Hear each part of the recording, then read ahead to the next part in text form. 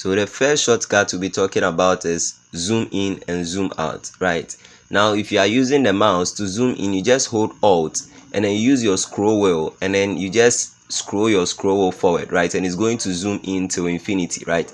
Similarly, if you want to zoom out, you make sure you hold Alt and then drag it back, right? So you just use your middle scroll of your mouse to zoom in like this and zoom out. Now I guess you knew that one. The next one is to pan. So if you want to pan, you just hold space bar. This time you hold space bar, you left click, right, and then you drag it around and you'll be able to pan, right? So you can use Alt to zoom in, hold space bar, and then you can pan, right? That makes it very easy. But let's say you don't have a mouse, right? You need to also do the same thing. So let me show you a quick way. If you don't have a mouse and you want to zoom in, you just hit Ctrl plus. You keep on hitting Ctrl plus to where you want to zoom in, right? So if it's this point you want to zoom in, you can just leave it there. Similarly, if you want to zoom out, Control minus, and then it's going to zoom out like this, right? Now if let's say you've zoomed into infinity and then you want to zoom in to fit into the canvas, you just hit Control 0 and then it's going to zoom in into the canvas, right? Now what if you want to zoom in just 100%? You hit Control 1 and then it's going to zoom in 100%. Now the next one we are going to talk about is selections, right? So let's say for instance you've made this selection, right? Let's just pick the selection to, let's come here. So you've picked the selection tool and let's say you've selected these things, right?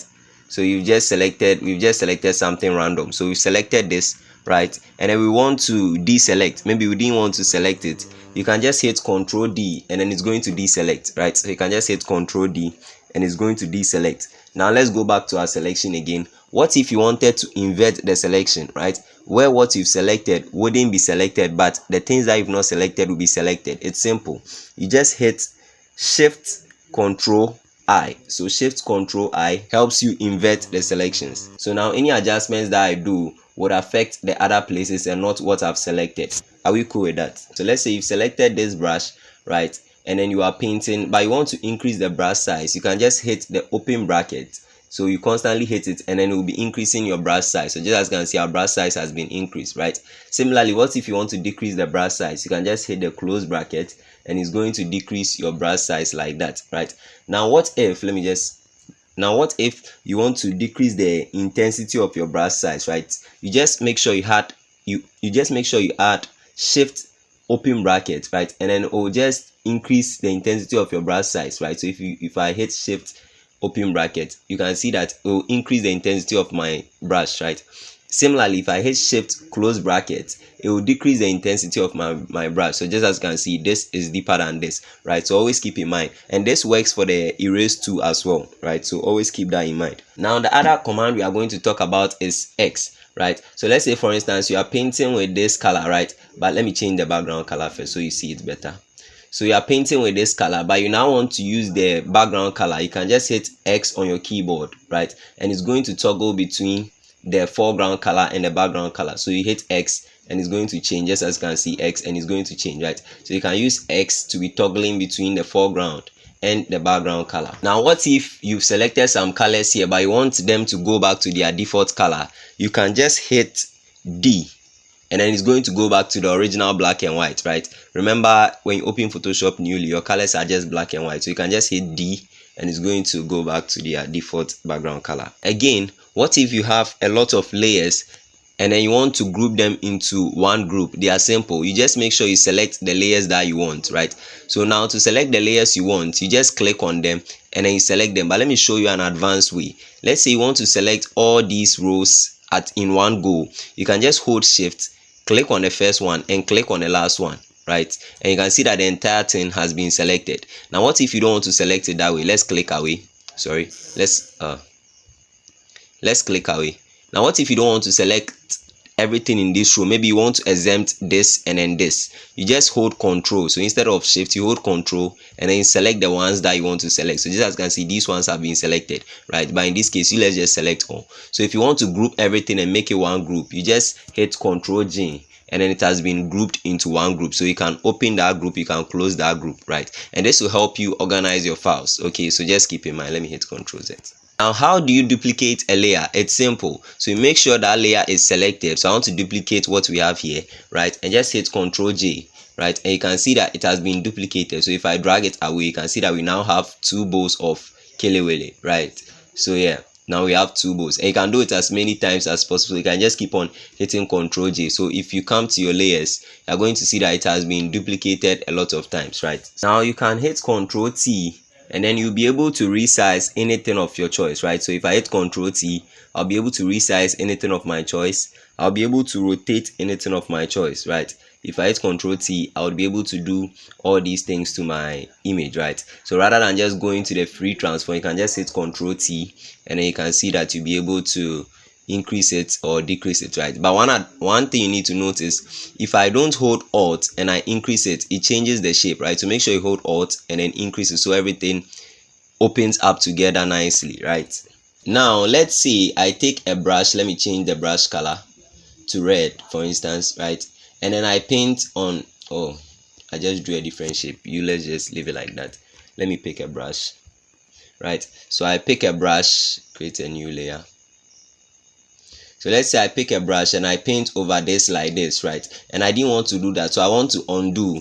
The simple undo that we all know is Control or Command Z, and it's just going to undo this way, right? But so what if you want to redo? You hold Shift Control Z and it's going to redo everything that you did, right? But there's a better way that you can do this, and it's simple. So if you want to truly undo whatever you've done on your screen, you just hit Control Alt Z. So you can just hit Control Alt Z, and then it's going to help you undo and redo by just holding the same thing, right? So you can just hold Control Alt Z, it's going to undo. Control Alt Z is going to redo, right? And that's a better way of undoing and redoing to review whatever you are doing. So right, you can learn that one as well. Now the next one is, what if I want to create a new layer but I don't want to come down here and then hit this? So to create a new layer, I just hit Control Shift and N, right? And it's going to create a new layer, so you can name it whatever. So I'll just leave it layer 2.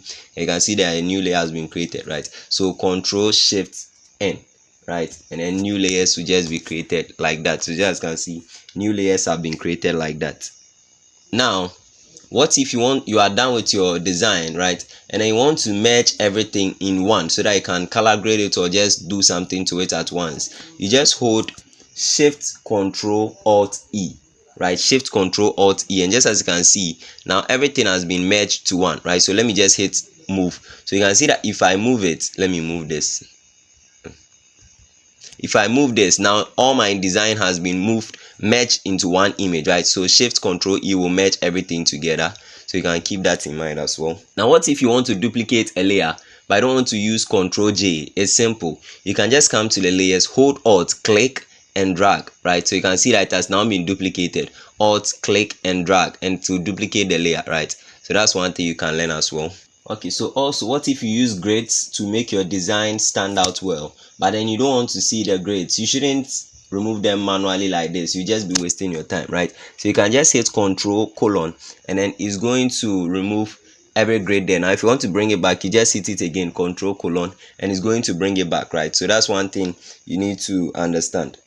Now what if you want to create a clipping mask? So it's not now that you have to come and right click, come and hit create clipping mask. No, that's a long way, right? You can just come to that layer and then make sure it's on top of that layer you want to create a clipping mask. Hit Control Alt J, and you can see that it has created a clipping mask, right? Let's go back. Or you can just make sure you are in between these two, hold Alt and then click like this, and it's going to create a clipping mask, right? So that's how you can create a clipping mask. Now also, did you know that you can hit Control T, right click, and then from here you'll be able to access your perspective, distort and all that, right? So let's just go with the perspective, and then you'll be able to change the perspective in here like this, right? You'll be able to play around with the perspective rather than going in there for your perspective and all that, right? So from here you'll be able to change the perspective and then play around with it until you like what it has done, right? So you can just play around with it until you like what it has done. Okay, so what if you want to change the blending modes of stuff, right? Instead of coming here and then coming to change the blending modes here, there's a simple way. So you can hit Shift Alt N and it's going to leave you at the normal mode. Shift Alt M and it's going to put you in the multiply mode. Shift Alt S and it's going to leave you in the screen mode. Shift Alt O and then it is going to take you to the overlay mode, right? So let's go back to Shift Alt N, and it's going to bring us to the normal mode, right? So these are ways that you can toggle between the blending modes as well. Now what if you just want to view one icon on your layers panel? It's very simple. All you do is you just hold Alt and then you click on that icon, and you can see that everything is gone except that one. So you can easily work on everything that you want to work here, and when you are done, you just say Shift Alt and click on it again, and all your layers are back to normal. Now what if you want to save your image or export your image? It's very simple. You can just hit Shift Control Alt W, right? Shift Control Alt W, and then it's going to bring you to this page, right? So from here you can just quickly export. So here are a few shortcuts that can make your work in Photoshop quite easy. If you like the content, kindly subscribe so that it motivates me to create more content. Anyways, bye bye.